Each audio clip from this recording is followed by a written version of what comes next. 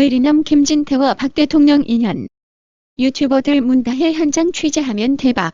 검찰이 환경부 블랙리스트 의혹과 관련해 환경부 관계자로부터 청와대 인사수석실 오더를 받았다는 진술을 확보해 수사 중인 것으로 알려진 가운데 청와대는 부처와 청와대의 협의는 지극히 정상적인 업무 절차라는 우덜식 블랙리스트는 정당하다는 논조를 내놓았습니다.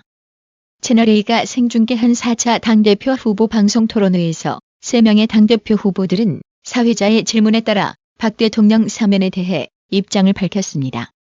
황교안 후보는 박 전 대통령께서 상당히 오랜 기간 구금돼 있다.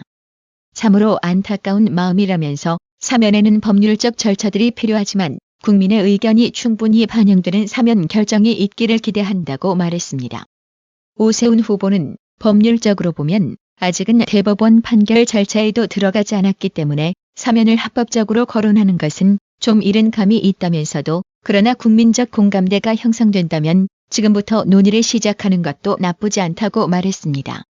이에 김진태 후보는 좌파 정권의 악질성을 지칭하며 문재인 정권이 어떤 정권인데 사면해줄 것 같지도 않다라면서 사면이라는 것은 법적 요건은 아니지만 잘못을 인정하는 연장선상에서 이루어지기가 쉽다면서 사면보다 무죄 석방이 우선이다. 정권을 가져오든지 그 전에 문재인 정권을 퇴진시켜야 가능하리라 본다고 분명하게 말했습니다. 여기서 그간 알려지지 않은 김진태 의원과 박 대통령 인연을 소개해보겠습니다. 김진태 의원은 2012년 3월 새누리당의 총선 후보로 공천을 받았습니다. 당시 박근혜 비상대책위원장이 공천장을 줬습니다. 박근혜 위원장은 선거운동 기간 춘천을 2번 방문해 김진태 의원 지원 유세를 했습니다. 김진태 의원은 자신의 책에서 몇만 명 관중 앞에서 내 이름을 또박또박 그것도 여러 번 불러줬다. 그래서 난 박근혜 대통령을 안 좋아할 수가 없다고 썼습니다. 2013년 11월 박 전 대통령을 수행해 프랑스 파리를 방문했을 당시 유학생, 교민들의 박 전 대통령 비판 시위 모습을 보고 대가를 치르도록 하겠다는 글을 페이스북에 올려 논란을 빚기도 했습니다. 정계 입문 때부터 빨치산 토벌꾼 아버지의 영향을 받아 강성 보수와 박 대통령과의 남다른 인연으로 친박의 DNA를 장착하고 있었다고 할 수 있습니다. 김진태 의원은 지난 19일 당대표 후보 방송 토론회에서도 박 대통령 탄핵을 인정할 수 없다. 국정농단을 인정하면 당에 간판을 내려야 한다고 주장했습니다. 최근 국민일보와의 인터뷰에서는 저는 탄핵 정국 이후에 친박 프레임이 씌워졌다며 친박이라던 사람들은 탄핵을 거치면서 슬금슬금 길걸음으로 빠져나가고 저만 제자리에 앉아있더라고 말했습니다. 아마 이 소리를 오세훈이 들었다면 자신의 지원 유세를 돕다가 괴한에게 칼테러를 당한 박 대통령이 생각나서 뜨끔했을 겁니다. 중앙일보 강찬우 논설위원이 신재민의 근황을 소개하는 장문의 글을 게재했습니다. 지금은 면회 시간이 아닌데다 가족 이외는 면회가 절대 안 됩니다. 나가주십시오. 17일 서울대 분당병원. 청와대가 KTNG 서울신문 사장 인사에 개입하고 기획재 정부의 국채 발행 압력을 넣었다는 의혹을 제기했던 신재민 전 기재부 사무관이 이번 중인 곳이다. 폭로가 논란에 휩싸이자 그는 극단적 선택을 암시하고 잠적한 끝에 지난달 3일 관악구 한 모텔에서 발견됐었다. 신 전 사무관은 발견 당시 생명에 이상은 없었지만 심리적 안정을 위해 보람의 병원을 거쳐 3일 오후 분당 서울대병원에 입원했다. 그가 입원한 80일 병동을 찾아간 필자에게 병동 관계자는 출입원금을 강조하며 문을 닫아 걸었다. 신 전 사무관이 입원한 80일 병동은 외부 접촉이 엄격히 차단된 곳이다. 면회는 의사의 처방 아래 오직 직계 가족만 낮 12시에서 2시 및 오후 5시에서 8시대에 1시간 이내로 가능하다. 환자의 외부 출입도 엄격히 통제된다. 역시 의사의 처방 아래 면회 가능 시간대에 반드시 보호자와 동반해 1시간 안에 병원 내부를 산책할 수 있을 뿐이다. 직계 가족이 환자를 면회하는 경우 핸드폰을 보관함에 넣어두고 병문안 일지를 작성해야 한다. 신 전 사무관은 20일 현재 이 병동에 48일째 입원해 있다. 병원 측은 신재민 전 비서관의 입원 사실만 확인해줬을 뿐 환자 정보 보안 의무를 이유로 장기 입원 이후에는 함구하고 있다. 역시 청와대 특별감찰관의 민간인 불법 사찰 의혹을 제기한 끝에 검찰 수사를 받고 있는 김태우 전 검찰 수사관이 연일 기자회견을 열고 추가 의혹을 폭로 중인 것과는 대조적인 모습이다. 서울 북부 지역에 거주 중인 신재민 전 사무관의 부모도 모습을 드러내지 않고 있다.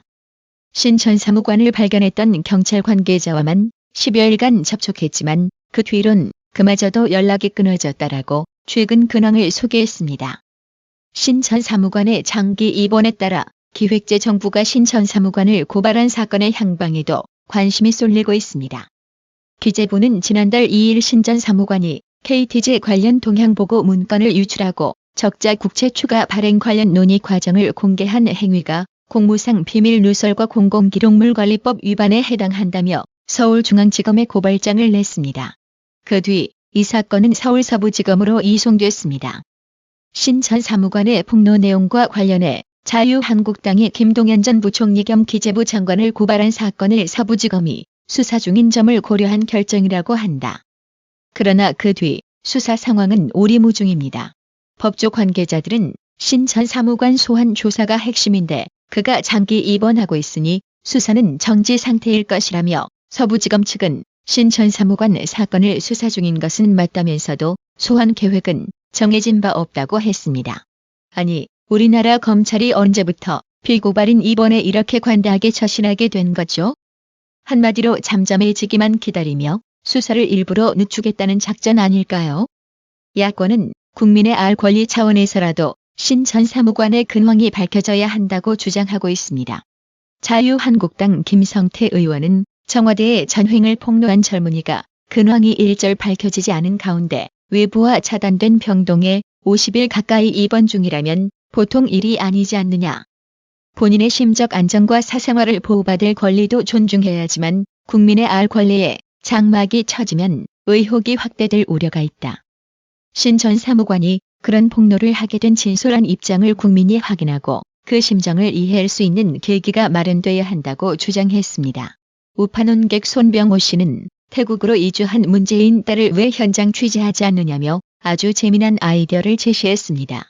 2년 전 정유라가 덴마크에 있을 때 한국에서 언론사란 명찰을 맞박에 붙인 회사치고 기자가 덴마크로 날아가지 않은 놈들이 없을 겁니다. 그 병액수들은 정유라의 발자취를 추적한답시고 밤이나 낮이나 정유라의 집 앞에 진치고 기다리다가 쓰레기통을 뒤집는 등 동네에서 하도 시끄럽게 떠들어대니까 동네 사람들이 경찰에 신고하여 경찰이 출동하는 등 소위 한국 언론에 낯짝에 똥칠을 했습니다. 요즘 문재인의 딸인 문다혜가 태국으로 이주한 것이 화제입니다. 화제라 표현했지만 사실 엄청 쪽팔리는 일이지요. 문 측은 언필칭 자녀 교육 때문이라지만 그렇다면 싱가포르쯤이라면 할 말이라도 있어요. 그런데 고작 태국으로 갔다는 게 참 설득 안 되고 채신머리 없는 변명입니다. 문재인이 내일이 없는 무계획적 인간이더니 그 딸도 배웠는지 이해 난망한 여자입니다. 그런데 문제는 정유라가 덴마크에 있을 땐 개나 소나 기절합시고 지구 반대편까지 날아가서 온갖 주접을 떨던 놈들이 덴마크보다 거리상 반도 안 되는 태국에 숨은 문다혜에겐 한 놈도 안 간 겁니다. 심지어 동남아 현지에 주재하는 특파원까지 한 놈도 안 갔습니다. 오히려 당사자도 아닌 일본의 언론인들이 현지에서 동영상을 담아 일본인들에게 보여줍니다. 일본의 황색 언론이 그런 영상을 따와서 방영하면서 좋은 설명을 할까요? 대통령의 딸이 이주가 아니라 도망갔다고 표현합니다. 하기야 문은 그 표현에 항의할 수 없을 겁니다. 도망간 게 사실로 보이기 때문입니다. 본론을 쓰겠습니다. 우리 유튜버들이 과천 손석희 주차장을 현지 촬영하여 보여준 적이 있습니다. 작년엔 드루킹의 파주 사무실 영상도 촬영하여 보여줬어요. 드루킹의 파주 사무실이 학고방이 아니라 엄청나게 크다는 것을 그래서 알았습니다. 노회찬이 자살당했다는 현장도 보여줬습니다. 그래서 노회찬이 참 억울하겠다고 생각했지요. 이제 그 유튜버들 중에 태국 현장에 가서 문다혜가 어떤 꼬라지로 사는지 촬영하여 보여주시기 바랍니다. 물론 경비가 솔창겠지만 아마 경비를 뽑고도 남을 겁니다. 이건 우파 유튜브가 성장할 수 있는 좋은 기회입니다. 혼자가 힘들다면 두셋이 합심하여 실행해 주시기 바랍니다라며 대박치고픈 유튜버의 귀를 솔깃하게 만드는 제안을 했습니다. 이준영님, 김한영님, 구독료 후원 진심으로 감사드립니다. 나라의 TV는 보다 더 양질의 컨텐츠를 생산하기 위해 자발적 구독료를 후원 형식으로 받고 있으니 많은 성원 부탁드립니다. 시청해주셔서 감사합니다. 구독은 꼭 눌러주세요.